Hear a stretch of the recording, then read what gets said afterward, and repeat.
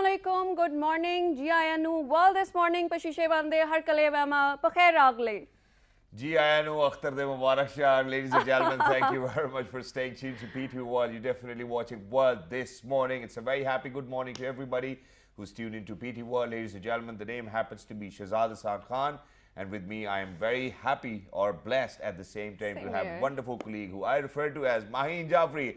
Hello Maheen, Assalamu alaikum. How are you doing today? Assalamu alaikum Shahzad, I'm doing perfectly well and ready for an amazing day with you. Well, that's perfect. That's a lot of energy early in the morning, and that's the kind of energy you do require as well. But let me ask you very quickly, what is the secret behind your amazing energy today? Well, I think the main reason and the main factor is you, because it's your energy is always so contagious that I have to, match your energy. So I have to make sure that I reciprocate that well. And that's quite a compliment as well. And for everybody who's out there, whether you're in Pakistan or outside Pakistan, we go out in 46 different countries. We hope and pray that everybody is actually doing wonderfully well and that you're ready to kickstart your day with us. So first things first, I think what I really need to kind of ask Miss Maheen over here is, because she actually told us about, that she does some HIIT kind of workouts. How are the workouts going these days? Yeah, workouts are going perfectly well, but I've shifted them to evenings. But in the morning, Shahzad, I told you about meditations and prayer. And I think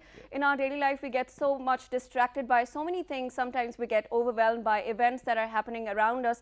And we really need to focus. And that one thing that makes us, get back on track is morning prayers or, meditation or anything like that. Alhamdulillah, and it's great as well. But, why do you think that, the things around us which makes us very overwhelming as well, really kind of take you off the track? I think that, they kind of motivate you to be on track. As well, but sometimes you kind of drift away, Why? Why would you drift away? Because please tell me, I want to know. Yeah, Shahzad, because sometimes you cannot take so much. You're just a human at the right? end. Yeah. Right, but at the same time, ladies and gentlemen, the power of belief will take you wherever you want to be in life. Please make sure that, whatever you aim for, whatever your goals are, every single day you're taking smaller steps to move towards your goal, because that's how you will reach there. Please make sure that you have this power of belief inside you, you have contentment, and at every step of life, please make sure that you're thankful to your creator too as well. True. But ladies and gentlemen, let's get started with what's happening over here in Pakistan and all over the world. So the top stories, first up. Yeah, please. You want to do the honors or do you want me to do the honors? I want all right, so first up, ladies and gentlemen, and I think this is the most important one as well, where Prime Minister Shahbaz Sharif has actually urged the international community to take note of Indian government's mistreatment of political prisoners in Indian illegally occupied Jammu and Kashmir. In a tweet, the Prime Minister said, conviction of a prominent Kashmiri leader Yasin Malik on fake terrorism charges is futile effort to silence voices critical of India's blatant human rights abuses. Shahbaz Sharif said Modi regime must be held to account. The Prime Minister said Pakistan reject the Indian tactics against Yasin Malik. He said Pakistan will raise issue of retaliatory action against Yasin Malik and Kashmiri leadership at all international human rights bodies and OIC forum. The Prime Minister said case against Yasin Malik is illegal and unlawful like Indian illegal measures of August 5th, 2019.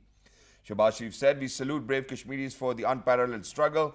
He said international community should resolve Kashmir issue in accordance with UN Security Council resolutions and aspirations of Kashmiris.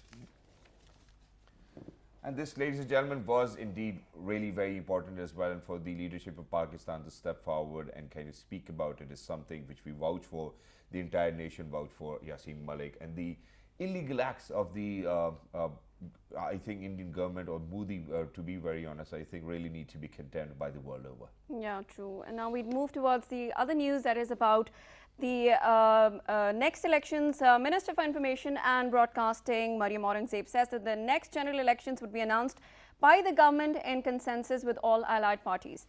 Now, responding to PTI chief Imran Khan's announcement of long march and demand for snap polls, she said Imran Khan has no authority to dictate the dates of the next general elections, as it is the sole prerogative of the unity government and its allied parties.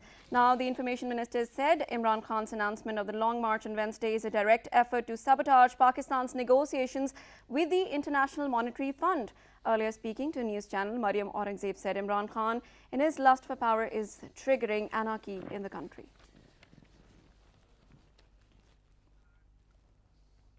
And moving on, ladies and gentlemen, obviously we would certainly want to kind of make you aware of how the Prime Minister Shahbaz Sharif has ordered to reconstitute the NCOC as well.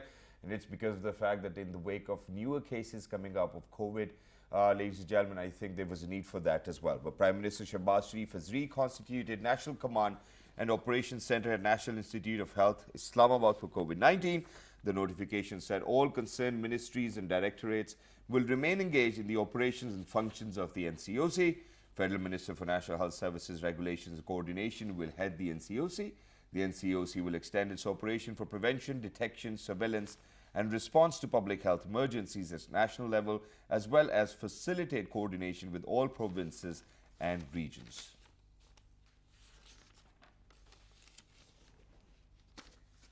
All right, moving on. What next do you have with you? We have annual meeting of the World Economic Forum that opened in Davos, Switzerland under the theme History at a Turning Point, Government Policies and Business Strategies. The major topics of this year's meeting include geo-economic challenges, post-pandemic economic recovery and the Ukraine crisis. Resumption of the forum has attracted global attention. A total of nearly 2,500 guests from all walks of life attended this annual meeting. On the first day of the forum agenda, more than 60 sub-forums and theme activities were set up. About 300 government representatives have attended the annual meeting, including more than 50 heads of state and government and more than 1,200 leaders from private sector. World Economic Forum's annual meeting has been interrupted for 2 years due to COVID-19 pandemic. And now, ladies and gentlemen, I've always been an advocate of how we really need to kind of make sure that we promote our legends and heroes, and for all of those people who have contributed in any way towards the pride of the country as well. And on this occasion today, where we are actually observing the death anniversary of this amazing legendary producer, writer, and I think one of the most famous people from the film industry, Mr. Rangila Saab as well, ladies and gentlemen. So please make sure that everybody remembers his name and remembers to kind of pray for his departed soul, as well as we observe the 17th death anniversary of famous Pakistani comedian and film actor, singer, story writer, producer and director Rangila. Ladies and gentlemen, Rangila Saab's real name was Muhammad Saeed Khan, and he was born in Parachinar, Kurram Agency on January 1st, 1937. His career formally started at the age of 21 from a Punjabi feature film Jatti. Rangila started to do comedy roles after this movie and soon became one of the most sought after comedians in the Lollywood. In 1969, he formed Rangila Productions to produce his own movies. He not only produced films, but also directed his productions, sang songs and wrote some scripts as well. He directed numerous movies under the banner of Rangila Productions. Rangila performed in around 300 films in his career spanning over 4 decades and won numerous awards for Best Actor, Story Writer, Producer, Director and Comedian. Rangila died on May 24th, 2005 at the age of 68 and left hundreds of thousands of fans mourning after a lustrous career spanning over 4 decades in Pakistan film industry. Bebe, आज मेरा डिंगा चीर काट के इहो जियां फुलझड़ियां बना दे, इहो जियां फुलझड़ियां बना दे कि मैं बूयों बाहर पैर कड्डा ते जवान कुड़ियां दियां मावां रिश्ते देन लई दंड करके तेरे पैरां च डिगन ते फिर तू मेरे लिए एक सोहनी जी, उच्ची जी, लम्मी जी, गोरी जी, चिट्टी जी, डिंगी जी, चिब्बी जी, काणी जी, पैंगी जी कुड़ी पसंद करके ना ते मेरे शहरों आउण ते कर विआह दी गल पक्की कर ले. May his soul rest in peace and patience for the bereaved as well. But ladies and gentlemen, now, let's get started with what the topic is for today. To be very honest, obviously, even the previous week, we've dedicated it towards heat wave and the climate change and the impacts of heat wave and climate change as well. And just yesterday, where we actually kind of spoke about the wildfire in Balochistan as well, ladies and gentlemen. And not just that, obviously, amongst the Magla Hills as well. So there was a detailed conversation about it. It might be the weather contributing towards the heat wave, obviously, in the first place as well. And I've always made sure to make my viewers understand whether how and why the heat wave actually persists as well. It is because of the atmospheric pressure. But now what we really need to kind of talk about is the impacts of heat wave and climate change. Because, ladies and gentlemen, climate change one way or the other will kind of have an impact on our food security, and we really need to kind of talk about it. We're very lucky that we have somebody amazing over here in the studios to talk about it. But before we do that, we actually have a small package to share with each and every one of you for better awareness and better knowledge as well. Please go ahead, take a look, and once you guys will come back, we will be in conversation with this amazing guest who's with us today. Let's see who that is. Agriculture Organization (FAO) is a specialized agency of United Nations that leads international efforts to defeat hunger. FAO goal is to achieve food security for all and make sure that people have regular access to enough high-quality food to lead active, healthy lives. With 195 members, 194 countries, and European Union, FAO works in over 130 countries worldwide. A core group of 44 countries founded FAO back in time when the world was facing consequences of World War II. FAO serves its member countries by bringing technical knowledge to the field, developing and introducing agricultural practices, policies and strategies, protecting and helping rebuild rural livelihoods in crisis, and providing a forum to discuss important issues for building common understanding among member countries. Currently, country program framework sets out 3 priority areas to guide FAO partnership with the government of Pakistan: zero hunger, healthy, safe and nutritious food for all; climate smart resilience, agriculture and sustainable ecosystem including forest, fisheries, livestock, rangeland and water management; inclusive and efficient agriculture and food systems. FAO making the differences in the thousands of lives in Pakistan. And ladies and gentlemen, to talk about the impact of heat or weather or climate change onto our food security, ladies and gentlemen, we're very lucky that we've actually been joined by somebody who we refer to as resident representative of FAO, and she happens to be Miss Florence Roll. Hello, assalamu alaikum, good morning, how are you? Malikum salam. Thank you very much. I'm very well. Wow, you said it so clearly. Walaikum assalam. I'm impressed. Thank you very much for joining us. It's wonderful to have you over here. And to be very honest, to talk about this topic, which I believe in days to come and in years to come, is something everybody needs to kind of put their head towards as well and really pay 100% attention even as of now. So to get started with that, you know, I obviously want to kind of give out the figures, because 60 to 70% of the livelihood actually depends on agriculture in Pakistan. The 19.2% we add on to the GDP as well. And not just that, you know, 38.5% employment is being offered by agriculture. But with climate change, what sort of impact are we going to see in years to come within Pakistan? Do you think that we're going to be a food secure country, or do you think that we might have challenges to face? Okay, so thank you so much for inviting me today.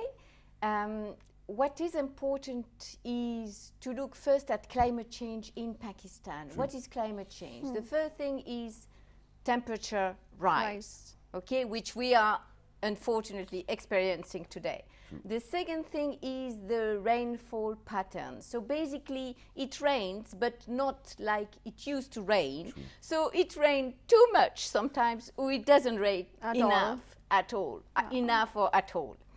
And the third one is, of course, the rise in the ocean, which Pakistan might not be, you know, it's not like the Maldives or, you know, the small islands.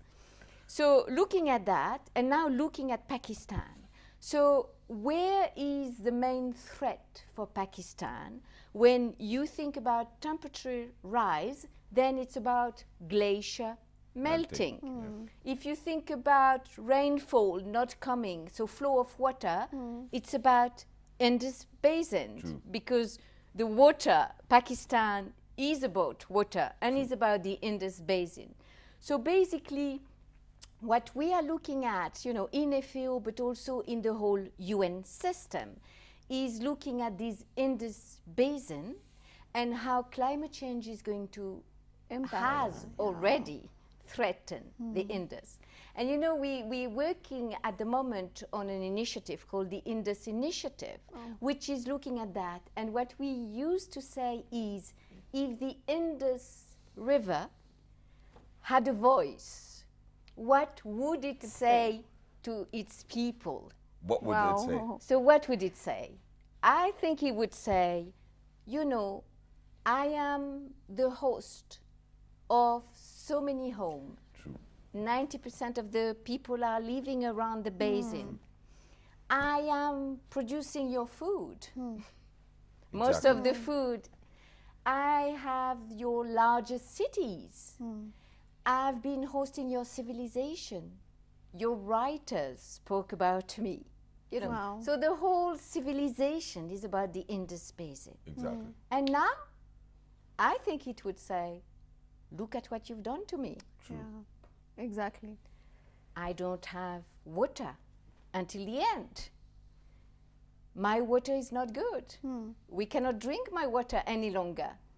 Look at the animals, they're disappearing, the biodiversity. Yeah. So climate change in Pakistan is mainly about this Indus basin. So then the next question is About what it, to do to restore True. the ecological, the ecology of the balance. basin. Yeah. So it's not only about agriculture. I will come back to your question, but it's not only about agriculture. It's about the whole It's about civilization. to have a holistic approach, and I think we really need to kind of Exactly. focus on being collective and thinking about all the factors which may contribute towards it. And Bring it's back the wonderful. Please balance. continue. Please continue. So that's the initiative, and as you said, it's a holistic approach, and we are, we have identified a series of programs from urbanization, regulating urbanization, to, of course, climate smart agriculture, going through rainwater harvesting, recharge of the water, pollution, depollution of the water, ecotourism. If you go to Gilgit or if you go to AGK, you have for example, in 3 days, they had a huge amount of tourists coming there. So pollution coming in 3 days, how do you deal with that? So climate change is about all these for Pakistan. Right. And there is a real need for the Pakistanis as people to take that Take that challenge, challenge and deal with because that. we all have a role to play. Yeah, right. When we are talking about climate change and its impact, we are also talking about the drought situation that the Met Office has predicted. So we were already dealing with these problems, but now that the things are exaggerating, and they're exacerbated. So what are these strategies and plans in place from your specialized agency to deal with this, the drought hit areas? So let's go to the agriculture part now. So on Thank the agriculture part, what FAO is doing every year, I think it's important because it's a global, it's not only Pakistan. So it was, I think, in 2017 or 2018, we have a publication which is called The State of Food Insecurity in the World. All right. And that's where we give, the figures, how many millions of people are not nourished enough in the world. And since 2015, that number, which was on the decrease, has been going up again. And we looked at the main factors. And guess what? The first factor we looked at was conflict. But the second factor was climate change. So going back to your question, yes, climate change impacts seriously the food security of the countries. So now here in Pakistan, we had, the food insecurity in Pakistan is not, as the one you can see in countries like in Africa, in sub-Saharan Africa. Thankfully. And we had, the latest figures that FAO issued, which was for last year, was around, 12-13% of the population. If you compare to America, it's not. different, yeah. It's not very different. However, what we looked at is the impact of COVID on the food security. It's not climate change, but to show the vulnerability of Pakistan. So basically, because of COVID, people couldn't sell, couldn't produce, etc. These percentage went up Right. to 30-40%. So which means vulnerability of Pakistan to any shock. Climate change Increased. being a shock, we might have with these severe heat waves or loss of rainfall. During winter, we didn't have enough rainfall. We didn't maybe, I don't know whether you spoke about it, but for the did. agricultural sector, it's as important It is. as the heat wave. So this has an impact on food security. We don't know yet how much. We know the Ministry of National Food Security and Research is looking at the production figures and has shown a decrease of the production of wheat compared to its target. So there is an impact of climate change. And at this point of time, I think it is a little difficult for me to comprehend this as well. And it's because of the fact that, when COVID came in and, everybody got to know about the pandemic as well, so everybody started to talk about how there was a positive impact on climate change and how the ozone started to repair and how, everything was good. There was lesser pollution and everything was getting better. There were lesser conflicts too as well.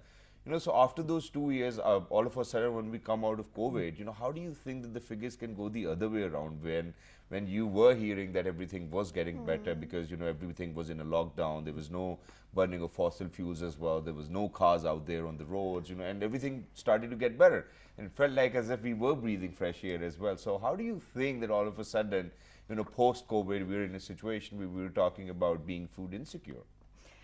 So, I mean, COVID, from the food insecurity point of view, the COVID was really bad for the farmers?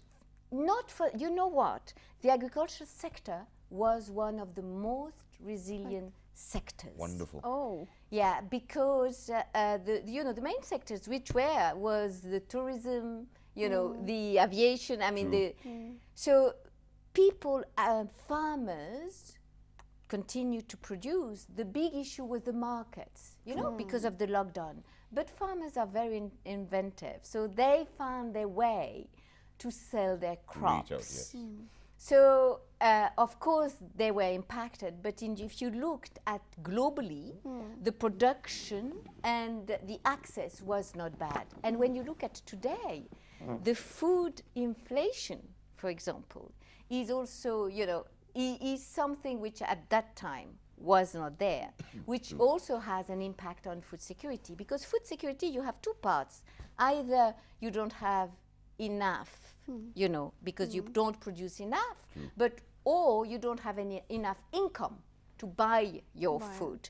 So you've got these two imbalances to balance. And that's why, at the policy level, it's very complicated because you have your net consumers that you need to protect and your farmers that you also need to protect. So how are we planning, again, coming back to the same question, the drought hit areas basically, what are our plans for that? I mean, any technology or anything that we can use, as you were saying that policy. Anything FAO recommends that, anything, what you can probably do. So the main thing we recommend for climate change in general is what we call climate smart agriculture. Okay. So the FAO has worked with the ministry, with the provinces, with the research, agriculture research, on identifying these practices which are more resilient to climate change. Let me give you one example. For example, Go ahead. it's we call it laser leveling. Laser leveling. So which is putting your field as a farmer very flat. Okay. Why? Because when it rains, then the water settles and goes down where it is into needed. exactly into the roots and all that. So that is the type of, and we have many, of course. The big issue is, we know, but farmers are not adopting them. So the issue is about the link between the research and what we call the extension, the advice to the farmers. I mean, big farmers, they will always have find a way, access to information. But this is for the small farmers, and FAO is working mainly for the small farmers. And I wanted to certainly talk about it as well, and it's because of the fact that we see world over where there's more research, where there are more studies about how to kind of increase per acre yield, and the countries are doing that. Even if they have to move their farm indoors, they would do that. There are drip irrigation systems as well. But for a country like Pakistan, where when UNDP actually shared a report, and PCRW even said back in 1990s that Pakistan is going to be water scarce as well, and in 2005 we actually crossed that line. 2025 they say that we will be a water scarce country. Until 2040, I don't know what's going to happen. That's very futuristic as well. But what I kind of want to think over here is that when we talk about water scarcity, when we talk about how the production needs to get better, how we really need to produce more per acre as well, don't you think there's conflict of interest over here? Because one, we do not have water, one, we have economy based on agriculture, number two, there's no research. So God forbid, I do not really want to be depressing early in the morning, but that's how it looks like, and if God forbid we do not take upon these challenges even as of now, that might be a lot of trouble even for our future generations. And I have 3 daughters to look forward to, and I certainly want a better future for them. What do you say? So I think it's very important that Pakistan takes it forward. I mean, you know, the government of Pakistan is extremely knowledgeable about the issues and has been doing, you know, the agricultural transformation plan, the emergency agricultural plan.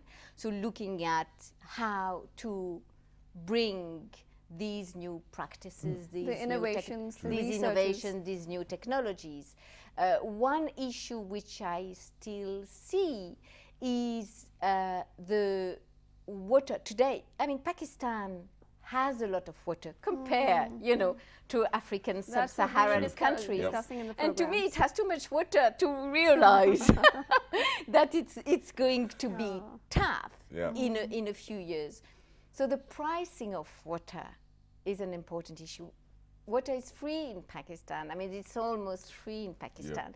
So, and for people, even Pakistanis, to realize the importance of using water efficiently, not only in agriculture, but in every sector, is key.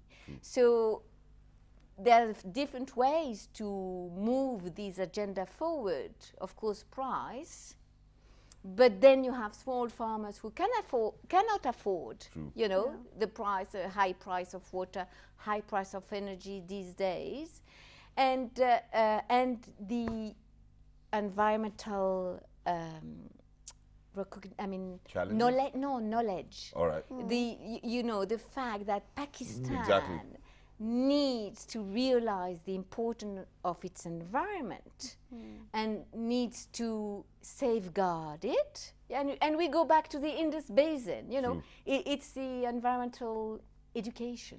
And it is very important as well, and thank you very much, Ms. Florence, to kind of speak about it as well, because ladies and gentlemen, towards the end of the day, and I keep on repeating that as well, you know, even though that our medium of conversation or communication is English, but for each and every one of you, if you understand it, it's your responsibility to share it with other peers as well. Spread the message. But in addition to that, when we talk about water scarce, because, you know, so I kind of reached a I think that, you know, this might be right as well. And what I thought was that Pakistan is not water scarce. It is just that, You said we're it not, in the first program. we're unable to manage the water resources as well. I mean, ground recharge is important. So every year we receive 143 million cubic meters of water.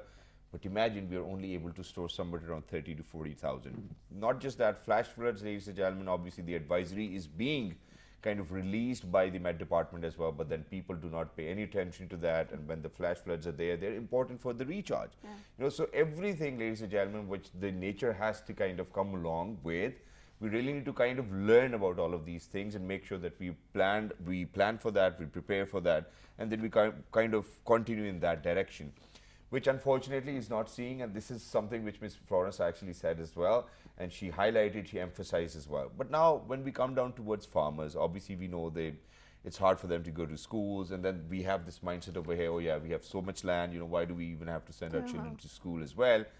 And on the contrary, obviously there might be a lot of factors and things as well. Now imagine that, you know, when we talk about farmers, for all of those women who are working within this industry, you know, they really do not, you know, they go unaccounted for as well.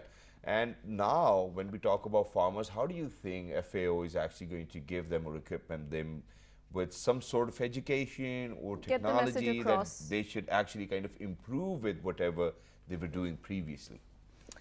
So, FAO in Pakistan, we're working on a series of projects. All right. Okay, so projects going from the field level, and we've got one funded by the Green Climate Fund, so on the climate change impact on the agriculture, which is happening in South Punjab and Sindh, and which is looking at, it's a knowledge-based project, looking at the water issue and the agriculture issue and making this link. So working closely with Department of Irrigation and Department of Agriculture and making them collaborate to move farmers towards climate smart agricultural practices like the one I was mentioning before. So that is the type of work that we do, you know, at the field level. That's lovely. And then we work as well on at the policy level.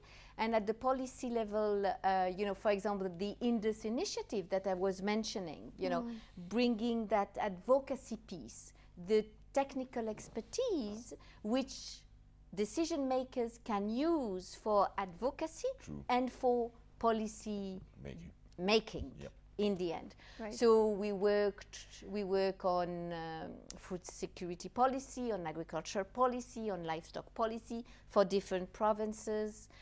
We work on research. We spoke about research. We did an assessment of the agricultural research. Are we talking about biotechnology as well at some level? Because I think I the was basic waiting for that question. And you didn't say GMO, you said biotechnology, but I'm sure you wanted to say about GMO. So, you know, the FAO position on GMO is GMO is not the solution to all these issues that are facing the agriculture sector. True. It could be one of the issues, but it's not not the because you're basic going one. to put GMOs all over the world that the agriculture sector is going to make it. Exactly. But thank you very much, Ms. Florence Roll, for being with us. Lovely to Thank be you in very much. conversation It was with you lovely. early in the morning. Thank you very much for kind of raising awareness on how important it is for the farmers to kind of make sure that they indulge in a little more research and learn a little bit more about how climate change is going to have an impact, and that how we really need to kind of curb this menace too as well. Thank you very much once again. Thank Would you want to say anything towards the end? You can look into the camera, say whatever you feel like. I would say that farmers are key for Pakistan, and they're the future of Pakistan, and they really need to look at innovation, which is available out there to combat the climate change impact. Thank you very much. Thank you very much, Resident Representative of FAO, ladies and gentlemen. That was Ms. Florence Roll as well. But for everybody who's out there, ladies and gentlemen, it is obviously important to look after your farmers as well and make sure that they have, or they're equipped with what is necessary to Basic kind of knowledge do or as get well. on with their work as well. But for everybody else who's out there who actually relies on farmers every single day to have breakfast on their table, if they continue to eat so much, I think that there are a lot of health issues which we really need to talk about. Today we will be talking about your heart, ladies and gentlemen. If it's in love, I think it's okay. If it's not, and if it's just used to having a lot of food and not working out and not exercising, Then we there's a really lot of need to talk problems which about the it. heart can cause. That's what we will be talking about. We'll channel our energy onto that. But please make sure that you stay tuned, because right now we're heading out towards a short break. When we come back, we will certainly talk about whether heart, when you fall in love, is it a good place for your heart to be? You know, we will certainly talk about Yeah, that. Good we morning. will. Good morning.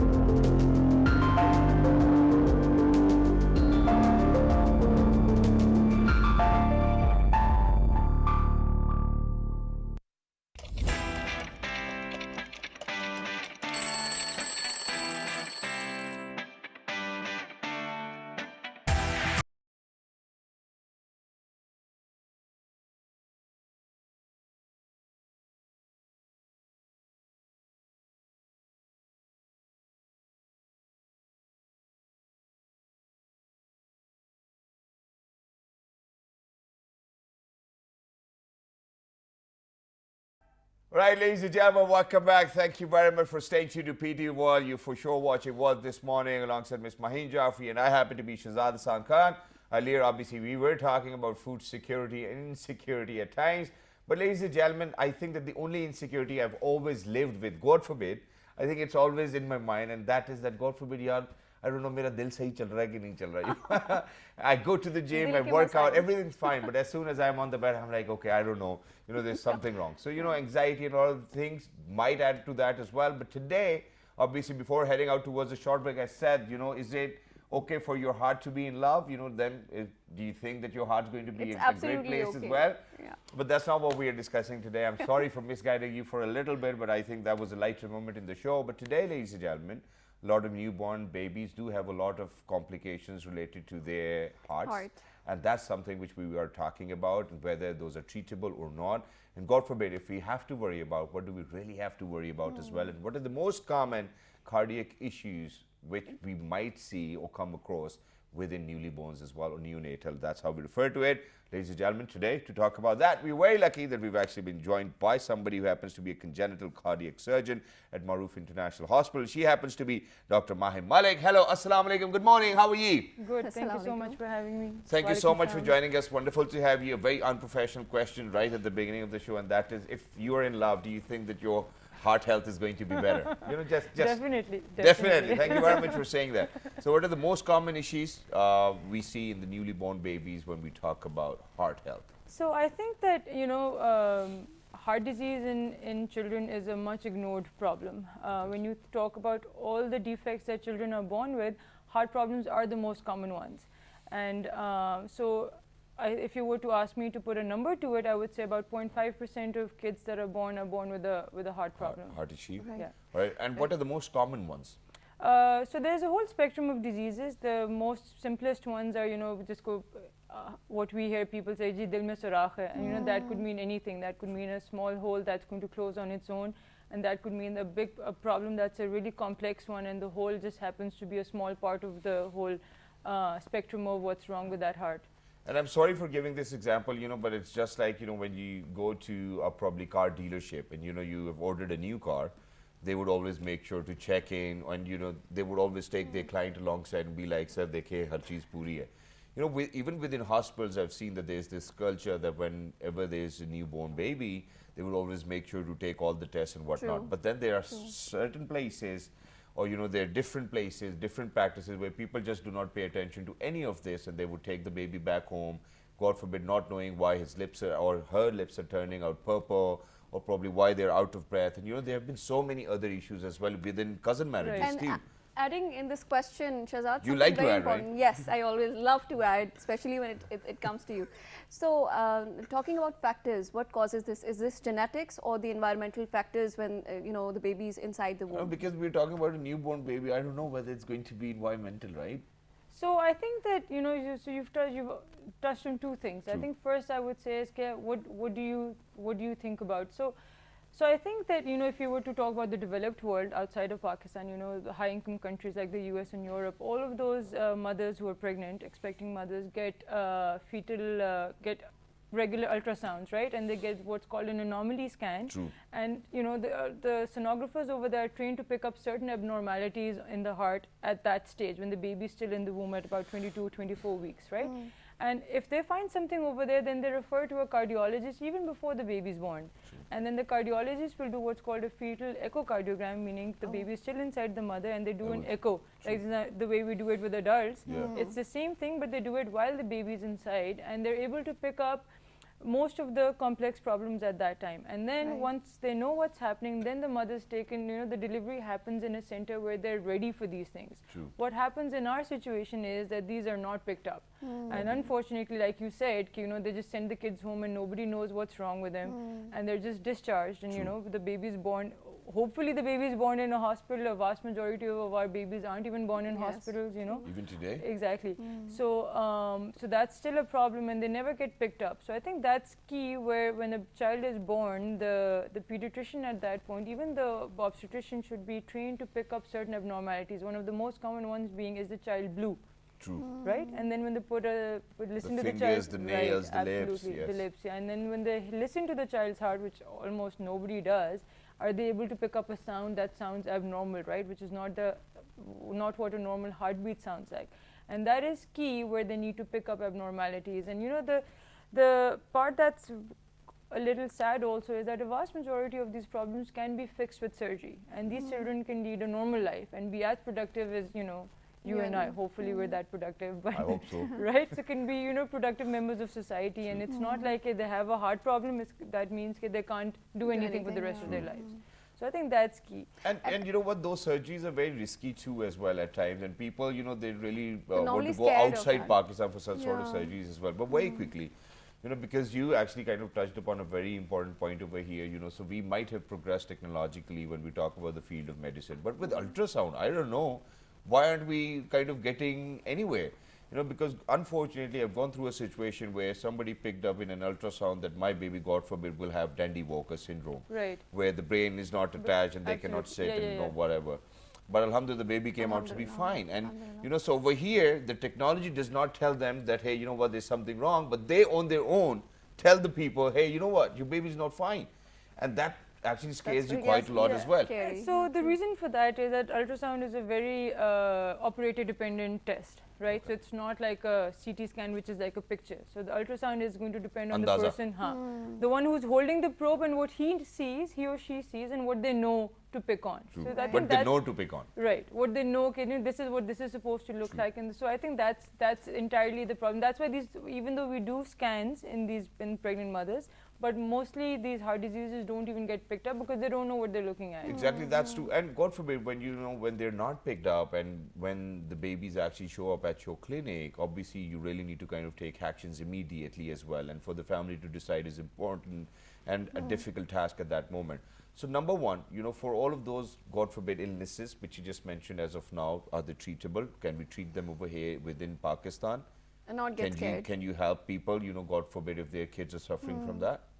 Yeah, so I think that there's a whole spectrum of diseases. There's some kids who are born with that problem, but they don't need treatment till they're 4 or 5 years of age. True. There are others that don't get any treatment for whatever reason, and I operate on kids who are 17, 18, even 20 plus years of age. So they've made it through their life with that problem, and more or less Without okay, any right? complexity. Yeah, and they have some complications obviously because they've lived with the problem for so long, but they've survived to adulthood where they still get surgery. Obviously, it would have been better if they'd gotten treatment when they were younger, but they still make it to adulthood. But then there's those kids that are born with that problem that don't have that kind of time. They can't wait for somebody to randomly pick up what their problems, and those are the ones that we need to pick on. So I think that's what, when you mention neonatal and infant cardiac surgery, meaning within that first month of life or within the first 2 months of life, and up to a year, those are the really small babies that need treatment. So that's what we do, that's what I do, that's what my special interest, or you can say what's close to my heart is. I like to I try and do I like to Help. do help little babies as much as I can, and it's very high risk. That's It's wonderful very high as well, risk, but yeah. I like it where you said that you've operated on kids as old as 20 years old as well. I think I fall in the same category. but yeah, it's wonderful. Referring to a 20-year-old as a kid, it's wonderful as well. So coming back to your question or your explanation, when you were saying that you like or you enjoy doing that, those are so complicated and delicate processes. How do you develop the protocol in the baby, operating a baby? I mean, even listening to it, scares many people off. So I think it's a number of years in training. People ask me how long it took me to get here, and I can tell you I trained for 10 years. Right. So Mashallah. after I graduated from medical school, I spent a long time in Went residency. to Aga Khan, right? Yes, I did Wonderful go to Aga school. Khan, yeah. So then I went abroad and I spent a long time training and in residency to get to where I am today. I think that's kind. Even now, even though I've been out of training for a good 5 years now, but this is still kind of a learning phase. You learn something new every single day. So I think that it's complex. There's no doubt about it. But what the surgery is just a part of that puzzle. So there's pre-operative workup. Was the baby sent over on time? Were they handled appropriately before they made it to surgery? And then what happens to the baby after they undergo surgery, right? So that's a big part of all of this. This is where the ICU care and all of those things come in. So that's equally important when it comes to taking care of these little babies. And just to kind of come back to where you said that, God forbid, there can be complexities, God Right. forbid. But when we talk about such treatments given to babies, so then they recover 100%, alhamdulillah, live a healthy life, and Yes. are Yes, and I think that's one of the most heartening things for me, right? So even today, a couple of days ago, I got a picture of a baby I'd operated on 4 years ago when I first came back to Pakistan, and he was a month old then, and now he's almost 4, and he's mashallah, running around, and the cardiologist will send me pictures of these kids. Such a happy day for you. Right, Yeah. that are now growing up and they're doing so well. So I think that kind of makes that risks that we take, and that complexity and all that heartache and all that stress that I take when that I do kind it, of compensates that makes that. makes it And worth it. just a couple of questions, because when we talk about babies, so their heart rate is faster, right? So Right. their heart rate is not as of an Absolutely. adult. Right. And God forbid, when you're operating on babies and the heart rate's already so faster, don't you just at times So much panic and be stressful, like, hey, you know what, yes. things are getting out of my hand?